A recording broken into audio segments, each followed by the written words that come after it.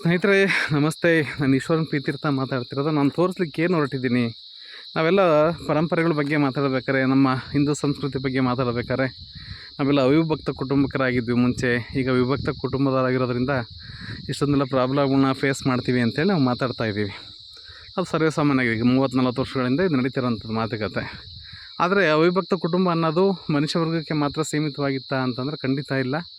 ಪ್ರಾಣಿ ವರ್ಗದಲ್ಲೂ ಸೀಮಿತವಾಗಿತ್ತದು, ಅಂದರೆ ಅದಕ್ಕೂ ಮೀಸಲಾಗಿತ್ತು. ಜೊತೆಗೆ ಸಸ್ಯವರ್ಗಕ್ಕೂ ಅದು 100% ನಮಗಿಂತ ಚೆನ್ನಾಗಿ ಅವು ಜೀವನ ಮಾಡ್ತಾ ಇದ್ದಾವೆ.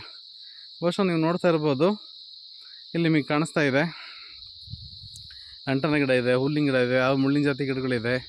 ಆ ಕಡೆ ಯಾವುದೋ ಒಂದು ಜಗಳಗಂಟಿ ಮರ ಇದೆ, ಎಕ್ಕೆ ಮರಗಳಿದ್ದಾವೆ, ಬೇವಿನ ಮರ, ಹುಣಸೆ ಮರಗಳಿದ್ದಾವೆ. ಹೀಗೆ ಬೇರೆ ಬೇರೆ ನೂರಾರು ಥರ ಜಾತಿಗಳು ಕಾಣಿಸ್ತಾ ಇದೆ. ಯಾವುದೊಂದು ಬಳ್ಳಿ ಗಿಡ ಇದೆ, ಅಲ್ಲಿ ಯಾವುದೊಂದು ಸಣ್ಣ ಗಿಡ ಪೆಳೆಲೆ ಅಂದರೆ ಭೂಮಿಲಿ ಹರಡ್ಕೊಂತಿರೋಂಥ ಒಂದು ಸಣ್ಣ ಕಾಣಿಸ್ತಾ ಇದೆ ಆ ಕಡೆ ದಿಕ್ಕಲ್ಲಿ. ಹಾಗಾದ್ರೆ ಯಾಕೆ ಈ ಗಿಡಗಳು ಯಾವುದೂ ಒಣಗಿಲ್ಲ? ನೀವು ಆ ಕಡೆ ನೋಡ್ತಾ ಇರ್ಬೋದು, ಅಡಿಕೆ ಗಿಡಗಳು ಸ್ವಲ್ಪ ಒಣಗ್ತಾ ಇದೆ, ನೀರಿಲ್ದ ಅಲ್ಲೇ ಒಣಗ್ತಾ ಇದೆ. ಈ ಗಿಡಗಳು ಯಾವುದೂ ಒಣಗ್ತಾ ಇಲ್ಲ. ಯಾಕೆ ಅವೆಲ್ಲ ಮರಗಳಾದರೂ ಸಹ ಒಣಗ್ತಾ ಇದೆ, ದೊಡ್ಡದಾಗಿ ಬೆಳೆದ್ರೂ. ಇವೆಲ್ಲ ಪುಟ್ಟ ಪುಟ್ಟ ಸಸಿಗಳು ಇವೇ ಅಲ್ಲಿ ಬಿಟ್ಟಿಲ್ಲ, ಡ್ರಿಲ್ ಮಾಡಿಲ್ಲ, ಬೋರ್ ತೆಗ್ಸಿಲ್ಲ, ನೀರು ಬಿಟ್ಟಿಲ್ಲ, ಯಾವುದೂ ಇಲ್ಲ. ಹಾಗಾದ್ರೆ ಯಾಕೆ ಒಣಗ್ತಾ ಇಲ್ಲ ಅಂತಂದರೆ ನೋಡಿ ಇಲ್ಲಿ ಹೇಗೆ ಕೆಲಸ ಮಾಡ್ತಾಯಿದೆ ಅಂಥೇಳಿ. ಅವು ಒಂದಕ್ಕೊಂದು ಪೂರಕವಾಗಿ, ನಾನು ಆಳು ಕೇಳಿದ್ರೆ ನಾನು ಆಳದಾಗಿರೋಂಥ ನೀರು ತಂದುಬಿಟ್ಟು ನಿನಗೆ ಕೊಡ್ತೀನಿ, ಅಗಲಕ್ಕೆ ಬೆಳೆದ್ರೆ ನೀರು ಬೇರಿಗೆ ಸಿಕ್ಕಂಥ ನೀರು ಅಥವಾ ಕಡಿಮೆ ಪೋಷಕಾಂಶಗಳನ್ನು ಕೊಡ್ತೀನಿ, ಕಡಿಮೆ ಆಗಿರೋಂಥ ಪೋಷಕ ನಾನು ತಂದು ಕೊಡ್ತೀನಿ. ನನಗೆ ಅಂದರೆ ಒಂದಕ್ಕೊಂದು ಅದು ಬೇರಿನ ಜಾತಿ ಮರಗಳು ಬೆಳೀತಾ ಇವುಗಳಿಗೆ ಸೊಪ್ಪಿಗೆ ಒಂದು ಸೂಕ್ಷ್ಮ ಪೋಷಕಾಂಶಗಳನ್ನ ಹೇಳ್ಕೊಳ್ಳಿಕ್ಕೆ ದೊಡ್ಡ ಬೇರುಗಳಿಗೆ ಸಾಧ್ಯ ಆಗಲ್ಲ. ಅವಾಗ ಈ ಥರದ ಗಿಡಗಳು ಅವಕ್ಕೆ ಸಪ್ಲೈ ಮಾಡಲಿಕ್ಕೆ ಶುರು ಆಗುತ್ತೆ.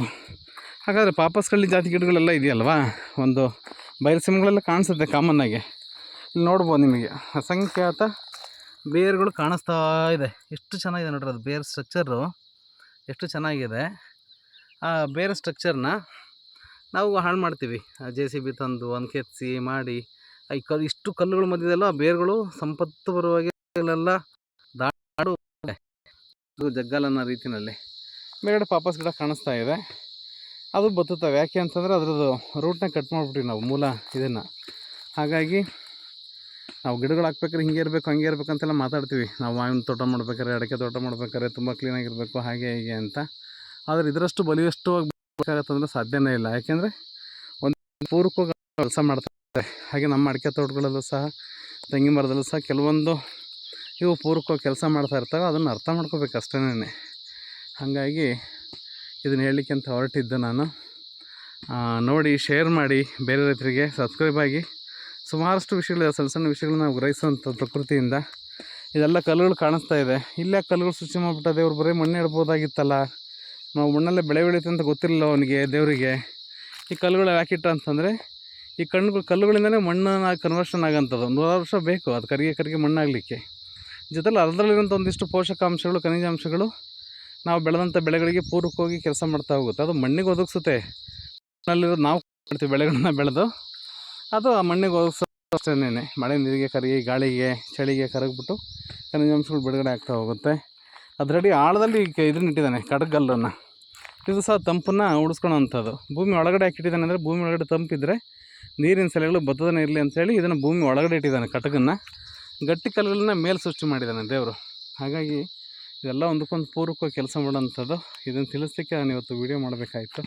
ಯಾಕಂದರೆ ನಿರಂತರವಾಗಿ ಅಬ್ಸರ್ವ್ ಮಾಡ್ತಾನೇ ಇದ್ವಿ, ಯಾವ ಗಿಡಗಳು ಒಣಗ್ತಾ ಇಲ್ಲ, ಯಾವ ಗಿಡಗಳು ಒಣಗ್ತಾ ಇದೆ. ಅಲ್ಲೊಂದು ಬೋರ್ ಕಾಣಿಸ್ತಾ ಇದೆ, ಅಲ್ಲ ಸುತ್ತಲೂ ಹಸಿರು. ಯಾಕೆಂದರೆ ಅಲ್ಲಿ ನೀರು ಜಿನುಗ್ತಾ ಇದೆ, ಹಾಗಾಗಿ ಅಲ್ಲಿ ಹಸಿರು ಆಟೋಮೆಟಿಕ್ಕಾಗಿ ಹಸಿರು ಅದೇ ಆಗುತ್ತೆ.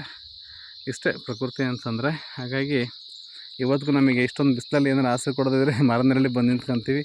ಹಾಗೆ ಜೀವಕೋಶಗಳ ಬಗ್ಗೆ ನೆಕ್ಸ್ಟ್ ಮಾತಾಡೋಣಂತೆ. ಆ ಜೀವಕೋಶಗಳು ಸಹ ಎಲ್ಲಿ ನೆರಳಿರುತ್ತೆ ಅಲ್ಲೋಗಿ ಕೆಲಸ ಮಾಡ್ಲಿಕ್ಕೆ ಶುರು ಮಾಡ್ತವೆ. ಹಾಗಾಗಿ ಆ ತಂಪನ್ನು ಕಾಪಾಡಿಕೊಂಡು ಹೊಲದ ಬೆಳೆಗಳಿರ್ಬೋದು ಅಥವಾ ಮರ ಆಧಾರಿತ ಕೃಷಿ ಇರ್ಬೋದು, ಎಲ್ಲಿ ಬೇಕಾದ್ರೆ ಸಕ್ಸಸ್ ಆಗ್ಬೋದು. ಇಷ್ಟು ಹೇಳಲಿಕ್ಕೆ ಇಷ್ಟಪಡ್ತೀನಿ. ನಮಸ್ತೆ.